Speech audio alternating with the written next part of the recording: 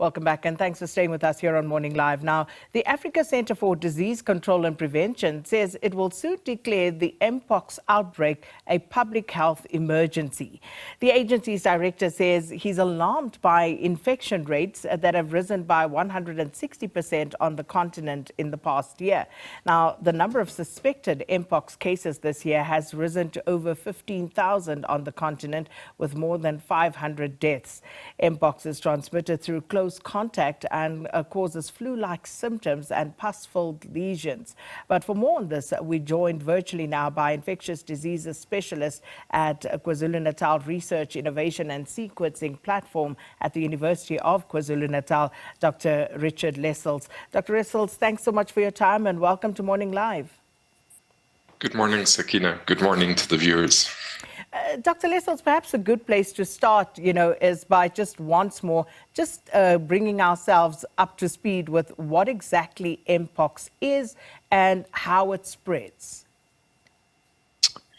Yeah, so Mpox is a virus infection. It's caused by the monkeypox virus. And as you said, it causes, in most people, a relatively mild illness characterized by fever and rash or skin lesions. But unfortunately, in people with very weakened immune systems, it can present a more serious illness. And particularly that's in people with uncontrolled HIV. It can present a serious illness with much more kind of serious skin lesions and other problems that can lead to death. And also the problem that we see in Central Africa and other regions of Africa is often children are infected, and outcomes can also be worse amongst children and amongst pregnant women. So if I remember correctly, here in South Africa, at first when we heard of this outbreak of Mpox, it was said that it was in the main males who had contracted it. Now we talk about elsewhere on the continent where it's children. So who is most at risk and how exactly is it spread? Yeah, and this is where it does get a little bit confusing, because in different countries and different regions, there's very different epidemiological patterns. So as you said, what we've seen in South Africa is really characteristic of what was seen in the global outbreak since May 2022 that affected many countries around the world outside Africa. And that's characterized by Mpox predominantly in men and predominantly in men who identify as men who have sex with men. And the transmission there was predominantly through sexual exposure, through direct kind of close intimate contact during sexual exposure. What's happening in Central Africa and now spreading, unfortunately, beyond is what's been happening actually for some time, predominantly in the Democratic Republic of Congo. But now what we're seeing is many previously unaffected countries like Burundi, Rwanda, Uganda, Kenya.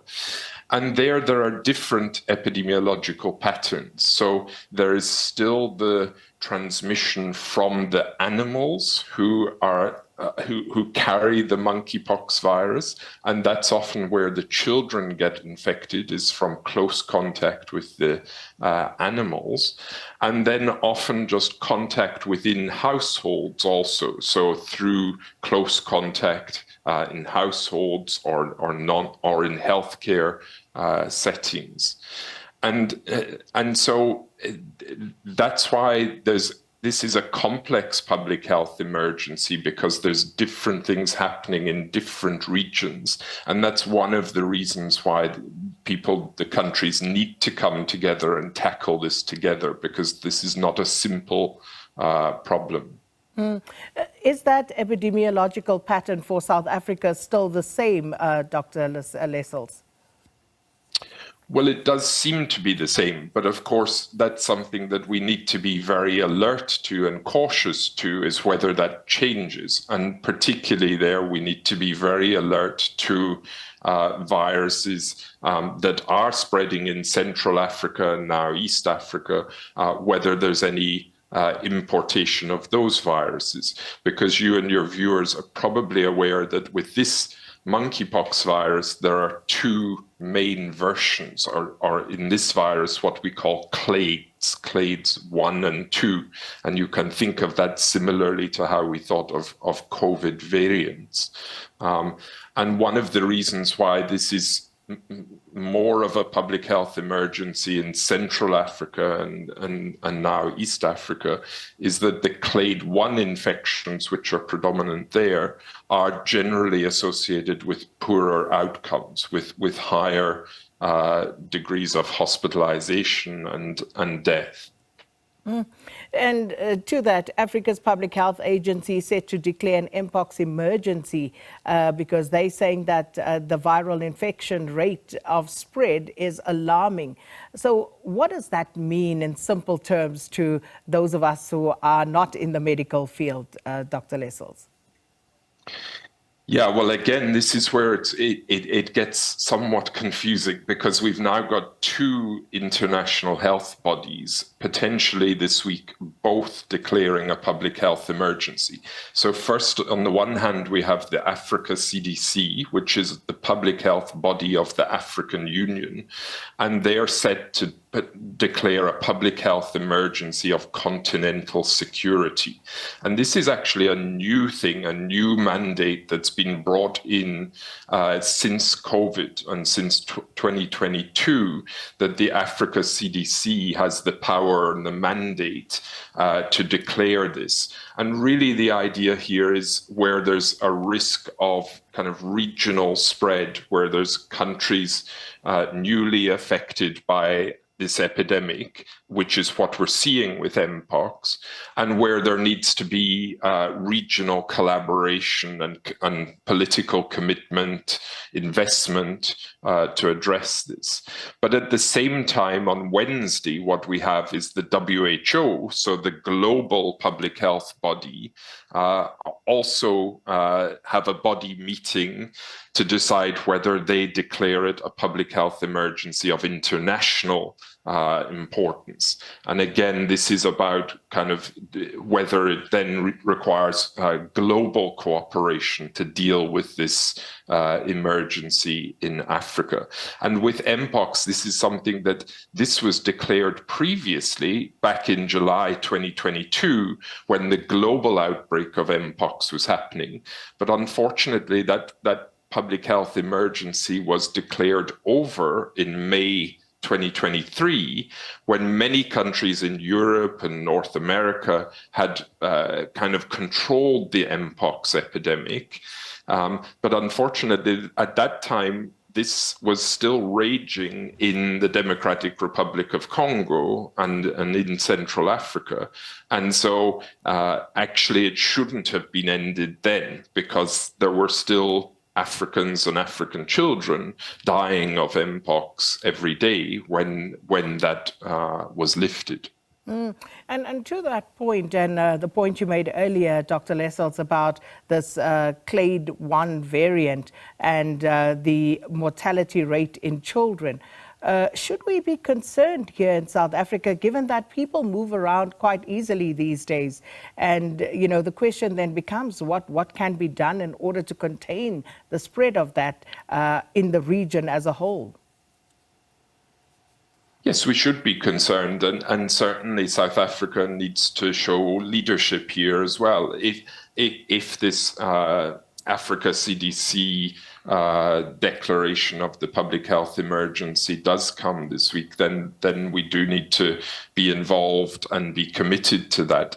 And this needs financial commitment from African governments. There's been very little so far, unfortunately. There's been about $10 million committed from kind of remaining COVID funds at the African Union. But we have many tools that can help here. We have vaccines globally available. We have treatments, we have diagnostics, we have surveillance tools like genomic sequencing, but we require obviously funding to support these and to strengthen these in the countries that are predominantly affected. And this declaration of Mpox as a public health emergency by Africa CDC, how is that likely to help us in dealing, with the financial aspect and otherwise in trying to contain the spread, Dr. Lessells? Well, I think that's what we're going to see. The proof is going to be in the pudding here, because this will be the first time that this is actually used, this new public health emergency of continental security declaration. And so really the test is going to be there whether governments do step up and commit more funding to support what we know we need to do. There was a meeting in April of heads of government of the departments of health across the African Union.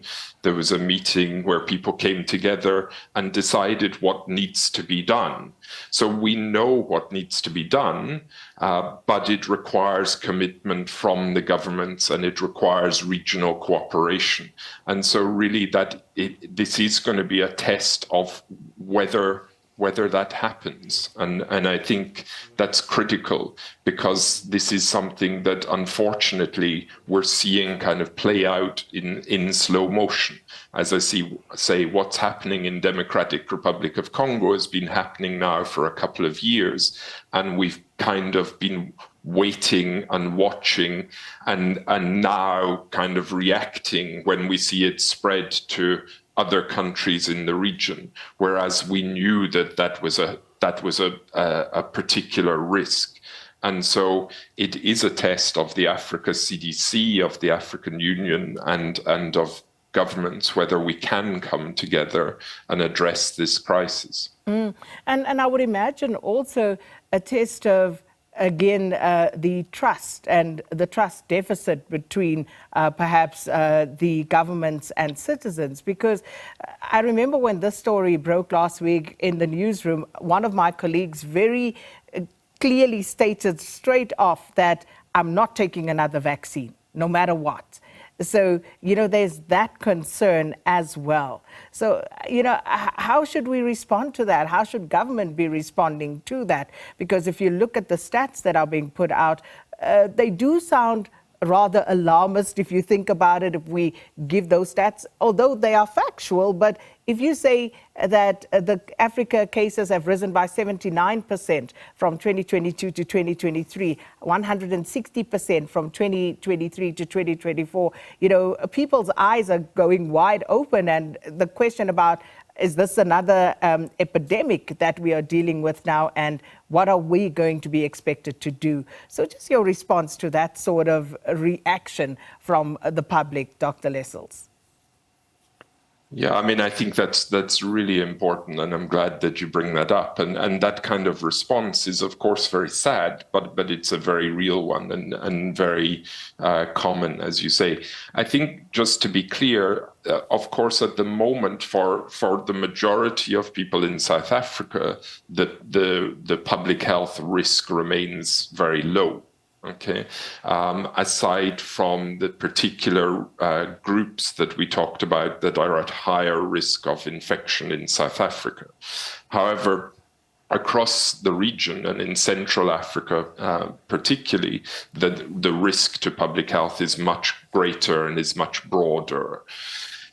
What we should be very clear about is, although vaccines are one of the countermeasures and one of the things for this public health emergency, they're by far the only thing. Okay, and so this is not an epidemic where we're going to see everyone in the population being offered a vaccine to deal with this outbreak. It's going to be highly targeted, not least because we won't have many vaccines. Even if we get hold of vaccines and get all the approvals in place, we're going to have a small number of vaccines, and it's going to be highly targeted.